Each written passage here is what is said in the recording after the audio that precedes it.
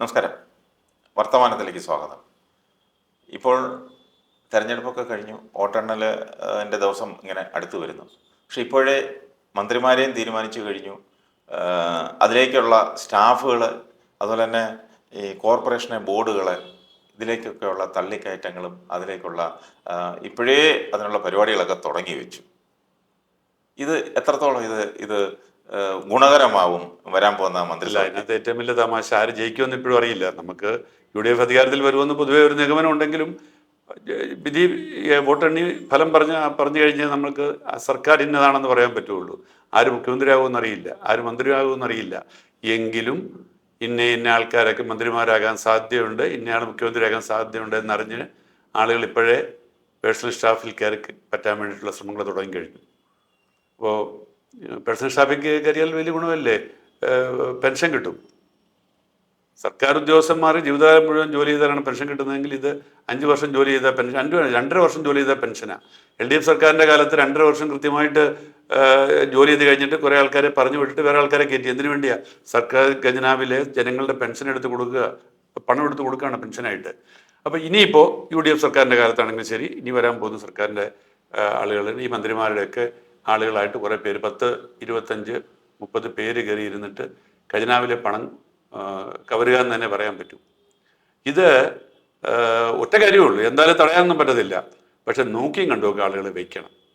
അത് മുഖ്യമന്ത്രിയുടെ ഓഫീസിലാണെങ്കിലും ശരി, മന്ത്രിമാരുടെ ഓഫീസിലാണെങ്കിലും ശരി, വിവരമുള്ളവരും ഇൻറ്റഗ്രിറ്റി ഉള്ളവരും, രാഷ്ട്രീയക്കാരായിക്കോട്ടെ അല്ലാത്തവരായിക്കോട്ടെ, കുറച്ചൊക്കെ ഇൻറ്റഗ്രിറ്റി ഉള്ള ആൾക്കാരെ വെച്ചാൽ എല്ലാവർക്കും നല്ലത്. അത്രേ ഇതിനെക്കുറിച്ച് പറയാൻ. കഴിഞ്ഞ ഉമ്മൻചാണ്ടി മന്ത്രിസഭയിലെ കുറേ ആരോപണങ്ങളൊക്കെ വന്നത് കൂടുതലും പേഴ്സണൽ സ്റ്റാഫുകളെ. പേഴ്സണൽ സ്റ്റാഫിൽ ജോപ്പൻ എന്ന് പറയുന്ന ഒരു പേഴ്സണൽ സ്റ്റാഫിൻ്റെ പിന്നെ കൃതാനർത്ഥമായിരുന്നത്. അതായത് ഉമ്മൻചാണ്ടിയോട് പലരും വെക്കല്ലേ എന്ന് പറഞ്ഞിട്ടും ബാഹ്യമായ സമ്മർദ്ദത്തിന് വഴങ്ങി പുള്ളി അവസാനം വെച്ച ആളാണ് ജോപ്പൻ. ആ ജോപ്പൻ ഉണ്ടാക്കിയ ദുരന്തമാണ് നമ്മൾ കണ്ടതിൽ ഒരു പങ്ക്. ഒരു വശത്ത് ഭരണപക്ഷത്ത് തന്നെയുള്ള ചില ആളുകളും, രണ്ടാമത് ജോപ്പനും. അതിൻ്റെ തിക്തഫലം ഒരു വ്യക്തിയും മാത്രമല്ല, ഒരു കുടുംബം മാത്രമല്ല, കോൺഗ്രസ് മൊത്തം അനുഭവിക്കുന്നു, സമൂഹം മുഴുവൻ. ഒരു പേഴ്സണൽ സ്റ്റാഫ് വിചാരിച്ചാൽ പോലും ദുരന്തങ്ങൾ ഉണ്ടാക്കാമെന്നുള്ളതിന് തെളിവാണിത്. പക്ഷെ ഇപ്പം ജോബിന്റെ സ്ഥിതിയൊക്കെ വളരെ മോശമാണ്. അതിലേക്ക് നമ്മൾ വ്യക്തിപരമായിട്ട് ജോബിനെ ഞാൻ കുറ്റപ്പെടുത്തുകയല്ല. പക്ഷേ ഓരോ പദവികളിൽ ഇരിക്കുന്നവർ, പ്രത്യേകിച്ച് മുഖ്യമന്ത്രിയുടെ ഓഫീസിലൊക്കെ ആ പദവി ഇരിക്കുന്നവർ, അതിൻ്റെതായ അന്തസ്സ് പുലർത്താൻ കഴിയുന്നവരല്ലെങ്കിൽ ഉണ്ടാകാവുന്ന ദുരന്തമാണ് നമ്മൾ കണ്ടത്.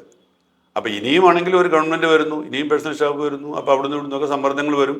അപ്പോൾ ഇവരുടെയൊക്കെ ക്യാരക്ടറും ബാക്ക്ഗ്രൗണ്ടും ഇവരുടെയൊക്കെ സ്വഭാവം പഠിക്കണം. ഈ ഒരു പദവി കിട്ടിയ ഉടനെ നിഗളിക്കുക, ഒരു പദവി കിട്ടിയ ഉടനെ അതിനെ എങ്ങനെ, ചിലപ്പം ഇപ്പം ജോബിനെ കുറിച്ച് പറഞ്ഞു കഴിഞ്ഞാൽ ജോബിന് ഇതുകൊണ്ട് പൈസ ഒന്നും ഉണ്ടാക്കിയിട്ടൊന്നും എനിക്ക് തോന്നുന്നില്ല. അല്ലെങ്കിൽ ഉണ്ടാക്കി ചെറിയ തുക വല്ലവരും കൊടുത്ത് സഹായിച്ചിട്ടുണ്ടാവുള്ളൂ. പക്ഷെ ജോബിൻ്റെ ആ ഒരു ഇൻറ്റഗ്രിറ്റി ഇല്ലായ്മയും ജോബിൻ്റെ ആ നിഗളിപ്പം ഉണ്ടാക്കിയ പ്രശ്നമാണ് ഇത് മുഴുവൻ തകർത്തത്. ജോപ്പൻ പൈസ ഉണ്ടാക്കിയിരുന്നെങ്കിൽ ജോബിന് സഫർ ചെയ്യേണ്ട കാര്യമില്ല. ജോപ്പൻ ലോട്ടറി കച്ചവടവും അതുപോലെ ഇപ്പം ജീവിക്കണം. ഇതായിട്ട് ജീവിക്കാം. പക്ഷേ ജോബിനെ കുറിച്ച് ആരോപണം ഉന്നയിച്ച് നടന്ന് ഇതിന്റെ പേരിൽ ഈ സർക്കാരിനെ അട്ടിമറിച്ചൊരു പലരും കാശുണ്ടാക്കിയിട്ടുണ്ട്. അതുണ്ട്. ജോബൻ ഉണ്ടാക്കിയിട്ടില്ല, പക്ഷെ ജോബിന്റെ പേരിൽ അവരൊക്കെ ഉണ്ടാക്കി. പക്ഷേ അതിലൊക്കെ നമുക്ക് മാതൃകയാക്കേണ്ടത് ഇവിടുത്തെ ഇടതുപക്ഷ സർക്കാരിനെയാണ്.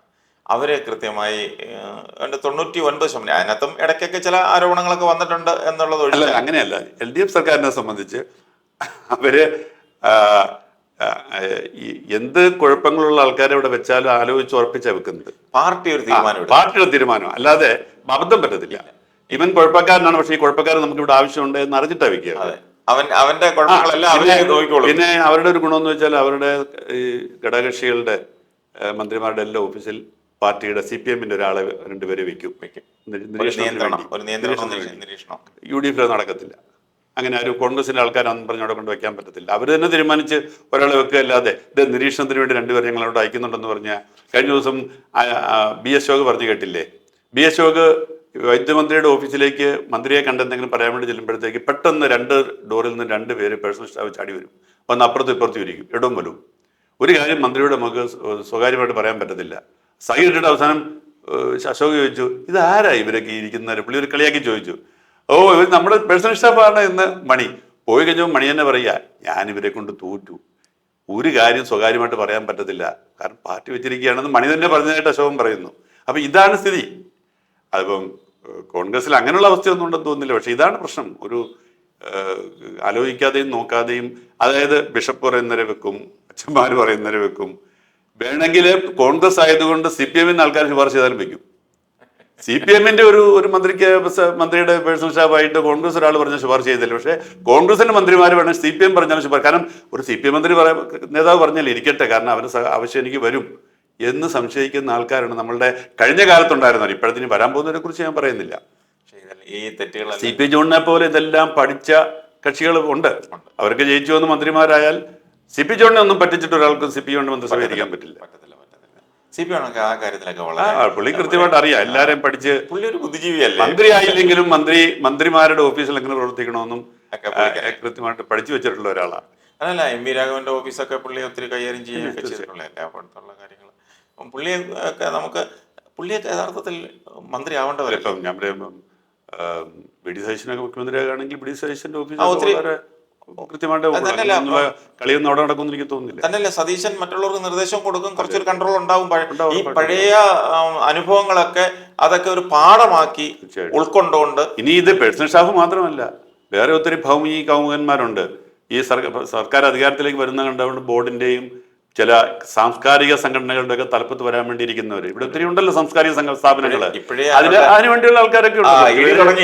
ഈ ഇലക്ഷൻ നടക്കുന്ന സമയത്ത് തന്നെ ജയസാധ്യത കണ്ടുകൊണ്ട് ചിലരൊക്കെ അതിന് വേണ്ടിയുള്ള ഒരുക്കം തുടങ്ങിയിട്ടുണ്ട്.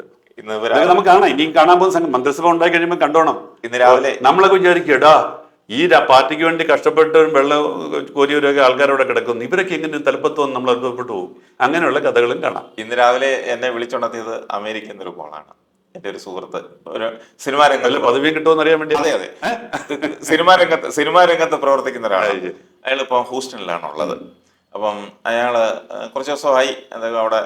അപ്പൊ എൻ്റെ ചോദിച്ചു, ഇവിടെ എങ്ങനെയാ UDF വരുന്നില്ലയോ? ഞാൻ പറഞ്ഞു, പിന്നെ ഇവിടെയൊക്കെ ഉള്ള എല്ലാവരും പറയുന്നതൊക്കെ എങ്ങനെ, വാർത്തകളൊക്കെ കേൾക്കുന്നത് എങ്ങനെയാണല്ലോ, UDF വരുമെന്നാണ്. പിന്നെ ഞാൻ ചോദിച്ചു, നിങ്ങൾ എന്നാ വരുന്നേ?